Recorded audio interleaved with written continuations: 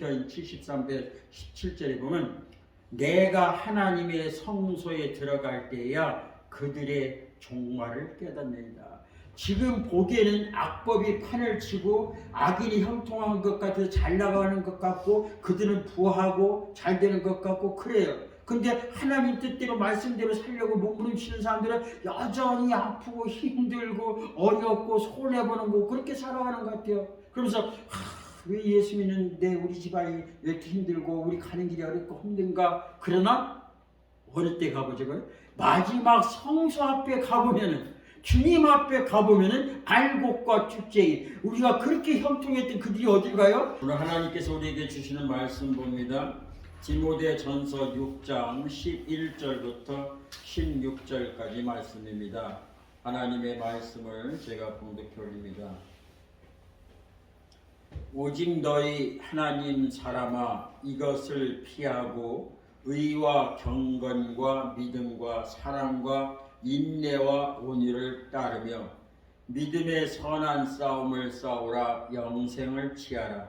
이를 위하여 네가 부르심을 받았고 많은 증인 앞에서 선한 증언을 하였도다.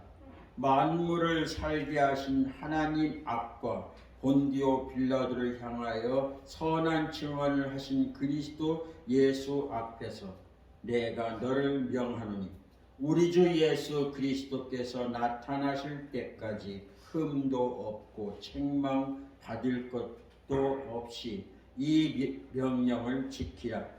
기약에 이르면 하나님이 그의 나타나심을 보이시리니 하나님은 복되시고 유일하신 주권자이시며 만왕의 왕이시며 만주의 주시요 오직 그에게만 죽지 아니함이 있고 가까이 가지 못할 빛에 거하시고 어떤 사람도 보지 못하였고도 볼 수 없는 이시니 그에게 존귀와 영원한 권능을 돌릴지어다. 아멘. 오늘 하나님께서 우리에게 주시는 말씀을 근거로 하여 하나님의 사람답게 라는 제목을 가지고 같이 말씀을 나누도록 하겠습니다.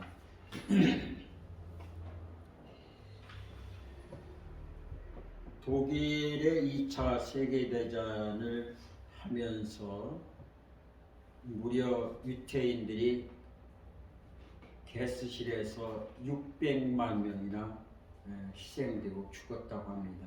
도와 모든 사람들을 다 봐보면 1100만 명 정도가 그 전쟁으로 인해서 죽어갔다고 합니다.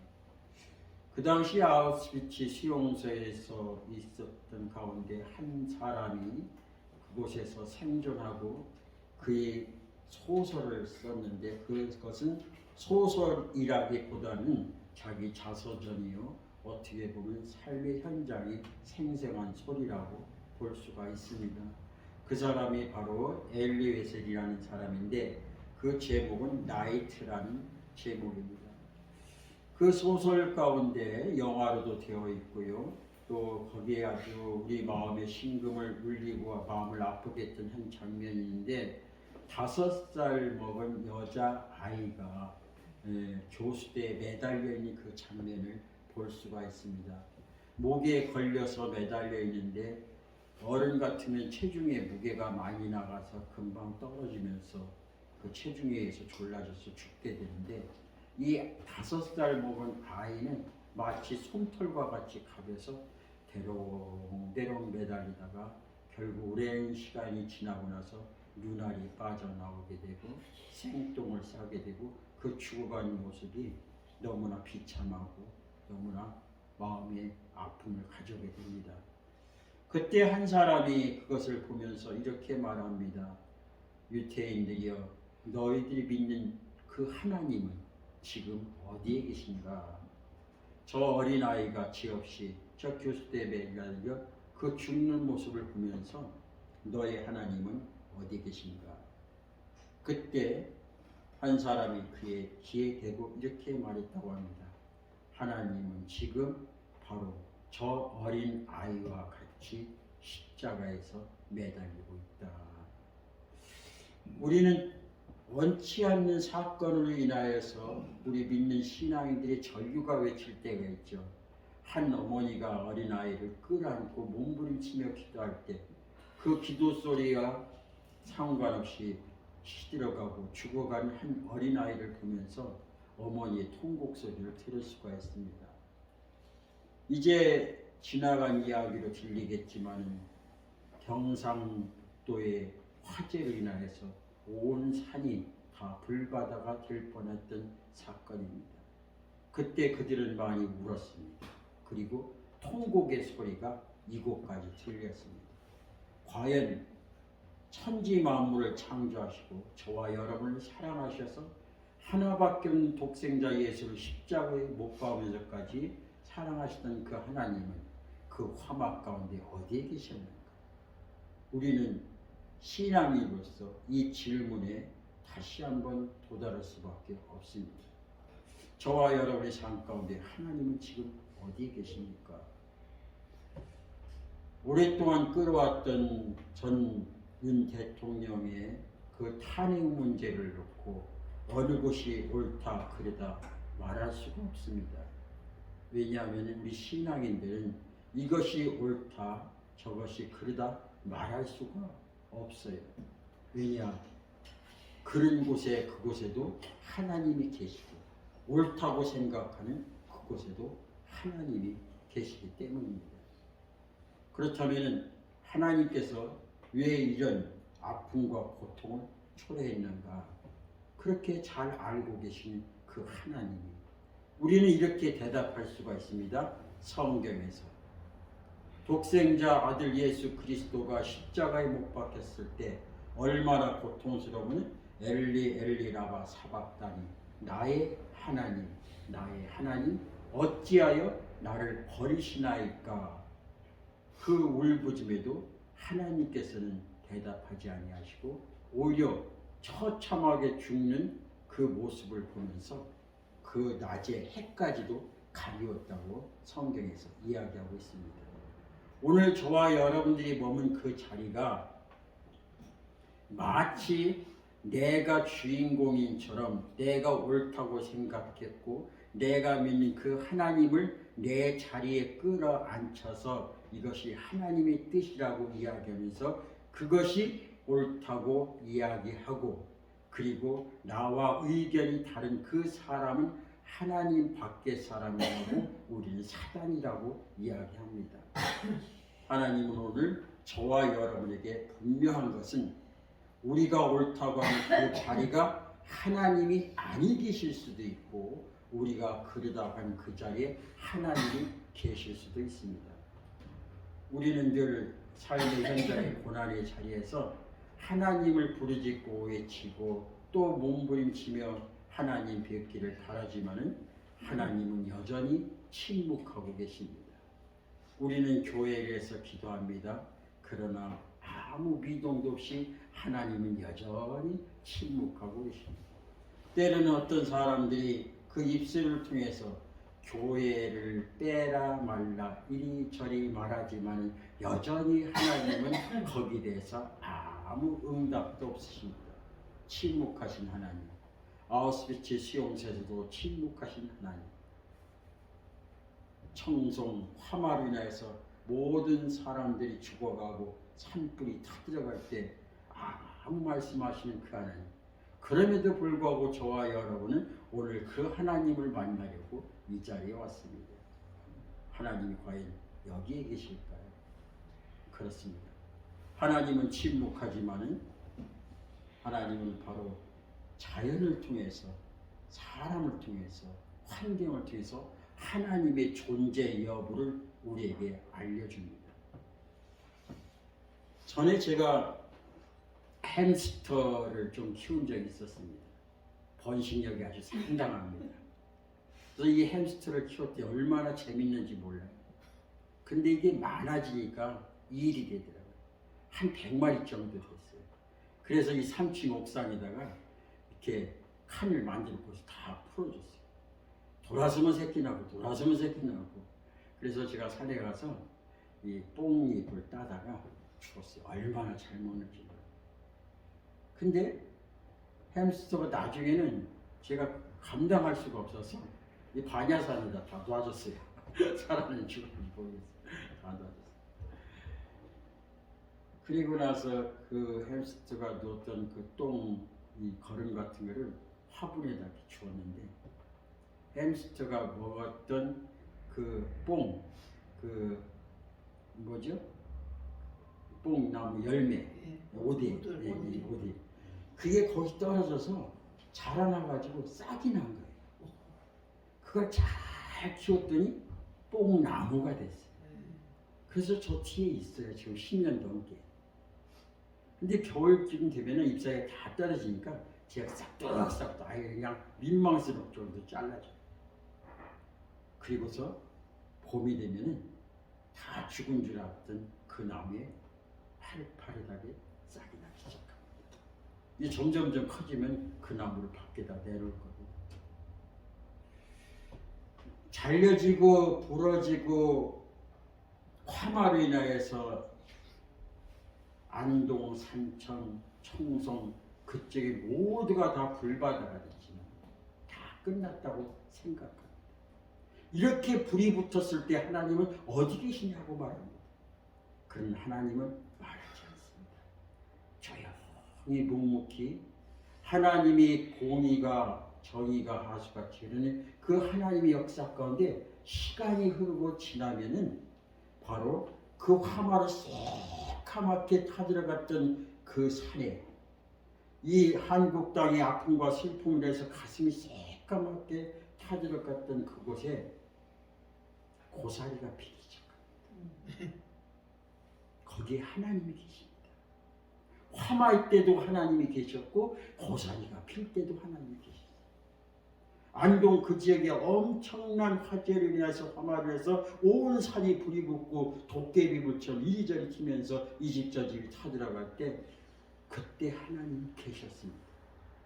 사람들은 하나님이 어디 계시냐고 말하지만 잠깐 내렸던 그 비로 인하여서 소방관과 거기에 봉사하는 모든 사람들이 하늘을 향해 박수치며 하나님이 비를 내리셨다고 말하고 있습니다. 눈에 보이는 것이 좋은 것이면 하나님이 계시고 눈에 보이는 것이 나쁘다고 하나님이 안 계신가요? 하나님은 침묵 가운데 계시지만 하나님은 저와 여러분에게 살며시 다가와서 내가 너와 함께하고 있음을 이야기합니다. 사드락과 메삭과 아벳노가 풀무불에 들어갔을 때도 하나님은 함께 하셨습니다. 그 하나님 저와 여러분을 사랑하시고 우리는 그 하나님을 만나기 위해서 이 자리에 왔어요. 그러면 우리가 하나님이 원하는 그 나라 아버지 나라 갈 때까지 우리는 어떻게 신앙생활을 할 것인가? 사람들은 하나님이 안 계시다고 말하고 하나님이 없다 이야기하고 너희 하나님이 어디 있느냐고 말하지만 우리는 그 들려오는 소리에 오늘 또 저와 여러분은 말씀을 가지고 싸워야 할 것입니다. 그것이 오늘 본문의 말씀입니다. 바로 선한 싸움에서 하나님의 사람은 하나님의 사람답게 살아가는 겁니다. 주위에 어떤 영향력이 없고 어떤 두려움과 염려와 별의별 상황들이 다 생길지라도 우리는 그것에 관여하지 않고 심지어는 내 가슴이 새까맣게 타들어갈지라도 우리는 주님을 바라보면서 오늘 또 한떨기 꽃을 피워나가는 저와 여러분이 되시기를 간절히 소망합니다.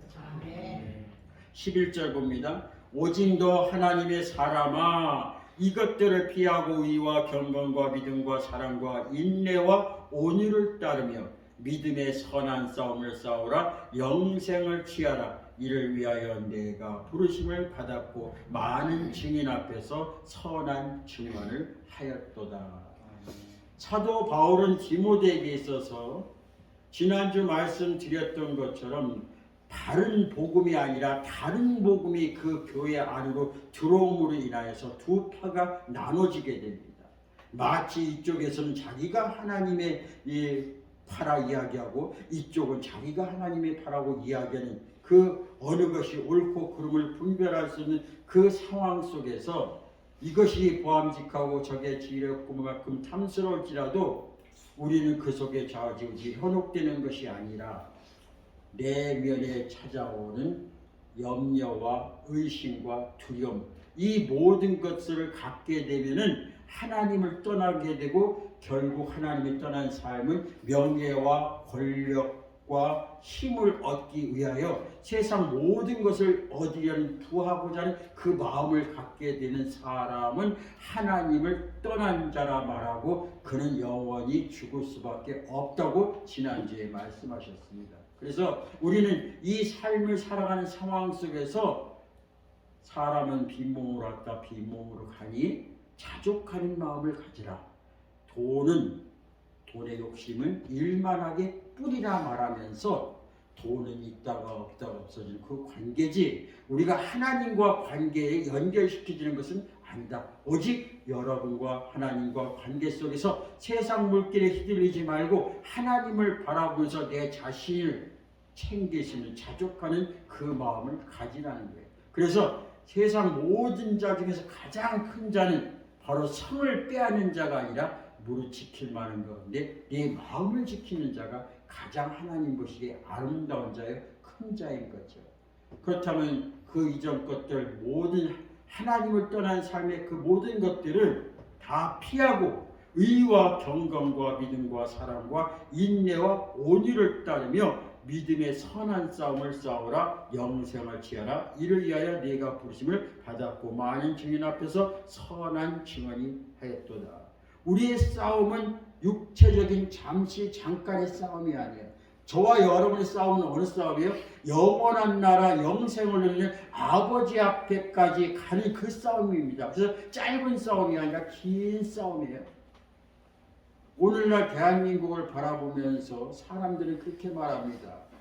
법이 있음에도 불구하고 법이 어디냐 말하는 사람도 있고 그 법 참 좋다고 말하는 사람도 있어요. 그러나 법은 반드시 우리의 궁금증을 이렇게 이야기합니다. 대한민국 헌법은 딱 하나입니다. 근데 그 법은 하나인데 왜 자꾸 나눠질까요?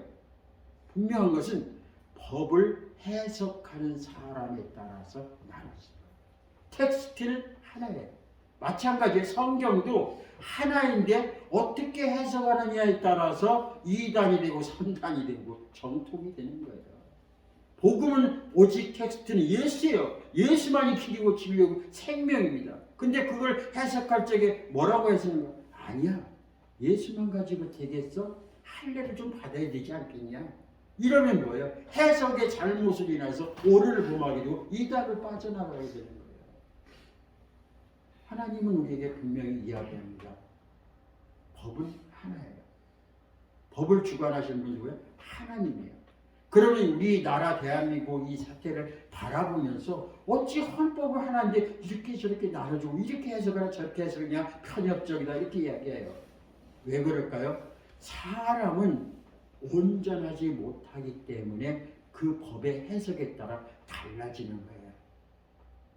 그래서 우리가 벌쩍 이 사태를 보고 어떻게 해서 저는 8명이 다 그렇게 말할 수 있냐? 이야기하는 사람도 있고 이것이 진짜 법치 국가다 이렇게 말하는 사람도 있어요. 그래서 해석에 따라 달라지지만 이것도 저것도 안전한 것이 아니에요. 죄송합니다만 저는 편파적으로 이야기하진 않지만은 지금 헌법재판소에서 전원 8대0으로 이겼잖아요. 근데 이것은 엄연히 말하면 민사재판이에요. 민사재판인데 세상의 민사재판은 한 번, 두 번, 고등법원, 대법원까지 이렇게 올라가면 이거는 헌법재판 딱 이래로 끝나는 거예요. 이것이 어떻게 넘어가는지 나중에 형사재판으로 넘어가요. 그러면 대통령이 그 형사재판에서 정말 잘못했다면 지금은 파면을 끝나지만 감옥 가게 됩니다. 정말 위해서. 그러면 만약에 잘못됐다고 해서 이 감옥 가게 되는데 아니라나 아니다.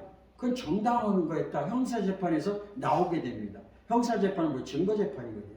그럼 나오게 되면 어떻게 해요? 형사재판에서 전 대통령이 잘못이 없다고 이야기하면은 헌법재판 의상이 무너지는 거예요. 그래서 우리는 불완전한 세상 속에서 인간이 해석한 그 논리에 좌지우지 되지 말고 오직 공의가 쓰러지는 것 같고 죽어지는 것 같지만은 악인의 형통을 부러워하지 마라. 주님이 오시면은 악과 선은 나눠지게 돼 있어요. 알곡과 쭉쟁이는 갈라지게 있어요. 그래서 우리는 이 땅을 바라보면서 어떤 것이 정해졌던 간에 이 또한 하나님이 하셨다함을 믿고 거기에 순종하면서 하나님이 가장 기뻐하시는 화합 하나로 엮어서 나가야 돼요. 그럼 누가 하시는가? 그 대선장은 누구예요? 하나님이에요. 그래서 우리 예수 믿는 사람은 최소한의 이 세상의 물결에 놀아나서는 안 돼요. 우리가 원하는 거는 하나님 성경의 텍스트예요. 그래서 사도 바울이 디모데에 있어서 거기에 좌우로 논하고 거기에 빨려들지 마라. 하나님이 너희 정말 이 시간에 원하는 게 뭐냐 했을 때 그 원하는 것은 바로 의와 경건과 믿음과 사랑과 인내와 온유를 따르며 믿음의 선한 싸움. 이것은 폭력적인 것이 아니에요. 주님과 나와의 관계의 싸움이에요. 그 관계 싸움은 어떤 거냐? 영적 싸움이에요. 세상 것에 의해서 내 마음이 흔들려서 나가느냐, 아니면 그 세상 물결에 내가 휩싸이지 않고 오직 내 마음을 주님만 바라고 있으냐. 이 싸움을 어디까지? 아버지 나라 가는 그날까지 영원한 싸움이라는 거예요. 중간에 패배하면 어떻게? 우리는 하나님 밖에 나아간 자고 그 밖에 나아간 자는 영원히 멸망받을 수밖에 없다고 이야기합니다. 그래서 우리는 세상 논리에 흔들리지 말고 가이사 것은 가이사 것을 주고 우리는 하나님만 바라보면서 오늘도 한 걸음 한 걸음 지켜나가는 저와 여러분이 되시길 간절히 소망합니다. 그래서 우리는 육적인 싸움이 아니라 하나님과 나의 관계를 어떻게 잘 회복해서 아버지가 부르신 그날까지 할렐루야 찬양하며 갈 수 있는 이 영적 싸움을 잘 싸우라는 겁니다. 그래서 마지막 때가 되면은 알곡과 쭉쟁이가 갈라지는 거죠. 지금은 이것이 가짜 금이 진짜 금 같기도 하고, 오히려 진짜 금이 가짜 같기도 하고, 진짜 예수 믿는 사람을 가짜 같기도 하고, 이단이 진짜 같기도 해요. 그러나 어느 때가 되면 용광로 불 속에 들어가면은 금과 가짜 금은 온도에서 녹아지면은 도금한 것은 금이 싹 녹아서 쇳덩어리가 남는 거고, 금은 녹아져도 끝까지 금인 거예요. 네. 그래서 저와 여러분들 세상을 바라보면서 원망하고 마음 주님을 향한 이 마음이 속상하고 흐트러지지 말고 오직 주님만 바라보면서 하나님의 때를 기다리는, 하나님의 임재를 기다리는 저와 여러분 되시길 간절히 소망합니다. 그래서 이 시편을 보면 이런 말씀이 있어요. 73절 4절은 악인은 죽을 때에도 고통이 없고 그 힘이 강건하며 항상 평안하고 재물을 더욱 불어난다. 악인의 형통을 불허하지 말라는 거예요. 지금은 끝이 아니기 때문에 공의가 늦어지긴 하지만 그 공의는 침묵 가운데 한떨기 꽃을 피워낸 사랑의 열매로 우리에게 다가올 겁니다. 그래서 시편 73편 17절에 보면 내가 하나님의 성소에 들어갈 때야 그들의 종말을 깨닫는다.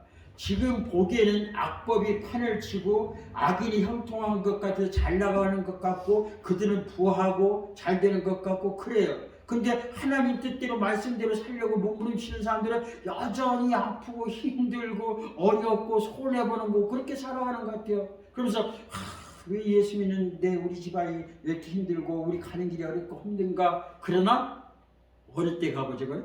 마지막 성소 앞에 가보면은, 주님 앞에 가보면은 알곡과 쭉쟁이, 우리가 그렇게 형통했던 그들이 어딜 가요? 곳간으로 가는 게 아니라 불 속으로 들어가더라고요. 우리는 그렇게 마음 아프고 속삭여 졸이면서 내가 왜 이러지 이렇게 살아오면서 살아왔더니 보니까 하나님께서 나를 데려다가 알곡 곳간에 집어넣더라고요. 우리는 어느 때 보자? 그때 봅시다. 우리 사람들한테 뭐라고 이야기할지 우리는 그때 봅시다. 하나님의 햇살이 우리에게 비춰져서 내 어두웠던 흑암의 세계에서 빛을 발할 때 그때 봅시다. 두 번째로 봅니다. 그래서 우리는 이 세상을 누구를 본받아야 되는가? 사람 본받을 거 없고 아무리 지도자가 이제 더 있고 믿을 것도 없고 아무것도 없어요. 심지어는 내 부모도 믿지 말라고 하잖아요. 오죽하면은 오직 누구만 믿으라? 하나님만 믿으라. 주님만 보고 주님의 예수 그리스도는 우리의 롤모델입니다. 하나님이 감히 어찌 우리가 하나님을 따라갈 수 있겠어요? 그래서 우리에게 쉬운 숙제로서 너 나를 따라올 수 없지? 그러므로 내가 나와 똑같은 속성이 같은 인간 예수를 보내지 그 예수를 잘 본받고 따라와라. 그래서 우리 예수를 보내주신 거죠. 그러면서 13절에 이렇게 말합니다. 만물을 살게 하신 하나님 앞과 본디오 빌라도를 향하여 선한 증언하신 그리스도 예수 앞에서 내가 너를 명하노니. 사도 바울은 만물을 살게 하신 저 드레핀 백합화도 살게 하시고 사람들에게 수없이 짓밟히고 네가 풀이냐 꽃이냐 모르는 그 정체성 모르는 그 외에도 사람들이 밟고 트랙터가 올라가고 내려가고 그래도 겨울이 지나 다 끝난 것 같지만 어쨌다고요? 봄 되면 거기에 새싹이 나와서 오히려 트랙터 위로 올라앉아 있는 그 새싹들이 나는 것을 보게 됩니다. 그게 누구시라고요? 하나님이라는 거예요. 그러면서 예수를 보내고 그 빌라도 앞에서 단호하게 네가 왕이냐 그랬을지라도 예수 그리스도는 하나님 나라와 이 땅을 구분하면서 너는 이 땅의 왕일지 모르지만 나는 하나님 나라 왕이라 말은 그 주님의 참 증인을 하신 그 하나님과 예수님 앞에서 내가 너에게 명한다는 거예요. 뭘 명하는가? 14절 우리 주 예수 그리스도께서 나타나실 때까지 흠도 없고 책망받을 것도 없이 이 명령을 지켜라. 어떤 명령이에요? 선한 싸움 싸우는 건데 세상에 그런 들려오는 이야기에 노예가 되지 말고 거기에 혈육을 내면서 분노하고 마음 아파하고 속상하고 싸우지 말고 무엇부터 하나님과 나의 관계 속에서 내 마음이 주님 앞에 온전히 드릴 수 있는 이 마음, 세상 유혹에 넘어가지 않고 다른 복음에 휩쓸려서 거기가 좋은가 하고 그곳으로 가지 않고 하나님과 나와의 그 관계 회복을 해서 열심히 싸우는 그 싸움, 선한 싸움, 어떤 것을 해서 영원한 생명, 그 영생을 위해서 싸우는데 주님이 다시 오실 때, 주님 앞에 몸과 마음과 영이 흠없게 보존되기를 원하는 그런 상태에서 아무것도 주변에 책망받지 않는 이것은 어떤 모습일까요? 구약에 하나님 앞에 제사를 드리려면 정말 완전한 양 한 마리를 드려야 했습니다. 그것이야말로 정말 하나님 앞에 드려지는 제물이었어요. 그 제물은 머리부터 발끝까지 정말 티끝 하나 오염이 없어야 돼요. 수천 마리 중에 그 한 마리를 하나님 앞에 드리고 그것이 죽을 때 내 죄가 죽었죠. 그래서 저와 여러분 그런 상태로 온전히 어찌 우리가 그런 상태로 갈 수가 있겠어요? 그것은 오직 하나님만 바라보고 마치 제가 어디를 가는데 제 앞좌석에 어떤 사람이 앉아 있었어요. 자매들 두 분이 앉았는데 여기다가 머리를 뭘 말아서 올리고 거울을 앞에다 놓고 이리 말고 저리 말고 이렇게 눈썹 이렇게 보면서 이렇게 하고 뒤에서 보니까 너무 웃겨 죽는 게요. 아주 어째 이렇게 그냥 그걸 그냥 저리고 이렇게 살아요. 하나님 앞에서 정말 몸부림치면서 하나님이 주신 그네를 내가 울어도 갚을 길 없어서 주님 이 몸밖에 드릴 것 없습니다. 오늘도 주님 보시기에 정말 아름답게 예쁘게 살려고 합니다. 이 모습을 어느 때까지 주님 다시 오시는 그날까지 그렇게 보존하고 있으라는 거예요. 누구를 바라보면서? 주님을 바라보면서. 그러면은 여기 이렇게 제발로 이러는데 화날 일이 뭐가 있겠어요? 예쁘다 속눈썹 올리고 이러는데 무슨 화날 일이 뭐가 있겠냐. 그런 마음으로 살라는 거예요. 아까도 말씀드렸던 것처럼 뽕나무가 다 죽은 것 같지만 잎사귀가 뒤에 파릇파릇하게 올라오고 있어요. 그게 왜 가능할까요? 그 뽕나무 다 위를 잘라내고 추운 겨울이 왔지만 그 뿌리가 땅의 힘의 지력을 받고 있는 거예요. 그래서 그 힘으로 새순이 올라오는 거예요. 아무리 위에 내 머리카락이 잘리고 몸이 잘리고 팔이 잘리고 추운 온동 사람의 비바람과 눈보라가 쳐도 사방이 깡깡 얼어도 이 나라를 보면은 정말 동서남북 봐도 희망이란 희자도 없어요. 즐거울 때도 없고 웃을 것도 없고 그나마나 벚꽃 피면서 야 벚꽃이다. 나라를 보면 인상 써지고 벚꽃 보면 야 벚꽃이다. 만약에 지금 봄인데 벚꽃이 하나도 없고 갑자기 막 우박이 떨어지고 갑자기 막 추위가 오고 외투를 찾아 입을 상황이면은 우리가 뭘 보고 웃겠냐고. 뭘 보고. 옛날 같으면 동네방네 애기들이 있어 까꿍까꿍 하지만 요즘은 애들 쳐다보기도 힘든 그런 세상에 뭘 보고 우리가 웃겠냐고. 뭘 보고. 하나님께서 벚꽃을 피워주시고 아무리 절망과 좌절 가운데 있을지라도 뿌리가 살아있으면은 거기는 언제든지 잎이 나고 꽃이 피게 돼 있어요. 사드락과 메삭과 아베노고 정말 이방 땅에 가서 그 신상을 섬기지 아니하면은 죽을 수밖에 없어요.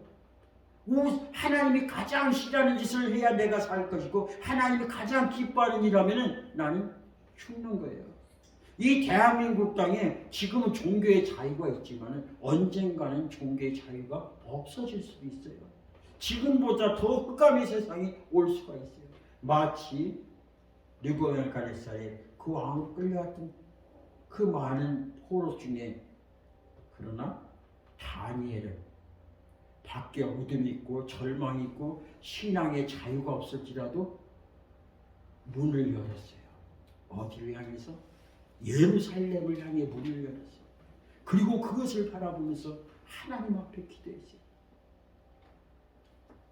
경상북도 화마로 인해서 온 산이 시커멓게 되고 거기에 희망 없고 소망 없고 절망과 좌절뿐이지만은 그 뿌리는 하나님을 향해 움직인다면은 비가 오고 눈이 오고 지나면서 한 해 두 해 지나고 고사리가 피어나고 또 고사리와 비슷한 풀들이 피어나면서 우리 후손들은 그 산청에서 푸른 소를 볼 것입니다. 이것이 하나님 나라 정입니다. 마지막 봅니다. 그러기에 우리는 세상법을 인정하는 것이 아니라 거기에 인정하고 거기에 따라가다 보면 내 안에 분노가 생깁니다. 그러니까 우리는 어디? 하나님 나라 법. 네. 하나님 나라 법을 보고 누구를 인정해요? 하나님만 인정하는 거예요. 사도 바울은 디모데 네가 살아가는 그 험난한 목회 현장에서 나이가 어리다고 해서 많은 억압과 힘들과 있지만은 그러나 너를 위해서 보내신 주님을 바라보고 그 주님을 바라보면서 영원한 생명을 해서 선한 삶 하나님과 나의 관계를 싸워가면 주변은 어떻게 해요? 자연스럽게 하나님이 정리시켜주는 거예요. 그 절망 가운데 희망으로 바꿔주고 그 화마로 인해서 시커멓던 그 산을 푸릇푸릇하게 해주는 거고 우리의 좌절했던 이 마음속에 낭만과 저장이 있어요. 우리는 대한민국 온 땅이 여기저기 할 것이 모두가 다 슬픔에 잠겨있고 풍요에 잠겨있고 아픔에 잠겨있어요. 그러나 한 사람 한 사람이 하나님을 향해 보면서 다니엘같이 예루살렘을 향해 하늘에 향해 창문을 열고 기도한 한 영혼 촛불이 켜지다 보면은 만 개의 촛불이 되면 거기에 한 밝은 빛이 형성이 되는 거예요.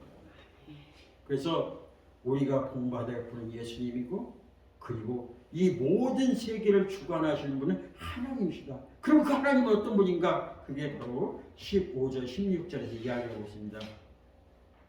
기약에 이르면 하나님이 그의 나타나심을 보이시리니 하나님은 복되시고 유일하신 주권자이시며 만왕의 왕이시며 만주의 주시니 그는 16절 오직 그에게만 영원한 생명 죽지 아니함이 있고 가까이지 못할 빛에 거하시고 어떤 사람도 보지 못하였고 또 볼 수 없는 이시니 그에게 존귀와 영원한 권능을 돌릴지어다.